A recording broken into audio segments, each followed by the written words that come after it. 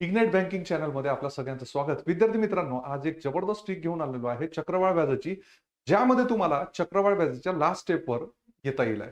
म्हणजे उत्तर direct last स्टेपवर येता येईल आहे.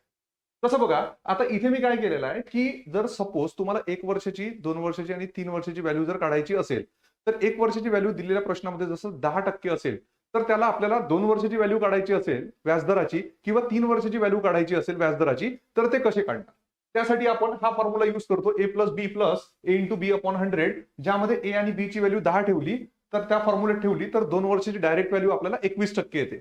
त्याच पद्धतीने मी काय केलं, 3 वर्षाची ए जो आता आपण इथे काढला 21 घेतला आणि बी 10% घेतला, तर असं जर आपण कॅल्क्युलेट केलं तर 3 वर्षाची डायरेक्ट व्हॅल्यू येतं 33.1%. जर आपल्याला चक्रवाढ व्याज 3 वर्षाचा म्हटलं आहे आणि मुद्दल जर दिली असेल तर आपल्याला डायरेक्ट 33.1% घेऊन आपण उत्तर काढू शकतो विद्यार्थी मित्रांनो. तर तसंच तुम्ही 5% ते 12% 2 वर्षाची आणि 3 वर्षाची व्हॅल्यू काढून जर तुम्ही अभ्यास ठिकाणी लावली तर तुम्हाला डायरेक्ट उत्तर काढता येईल. ट्रिक आवडली असल्यास नक्कीच लाईक, शेअर आणि सबस्क्राईब करा गाईज. Thank you so much.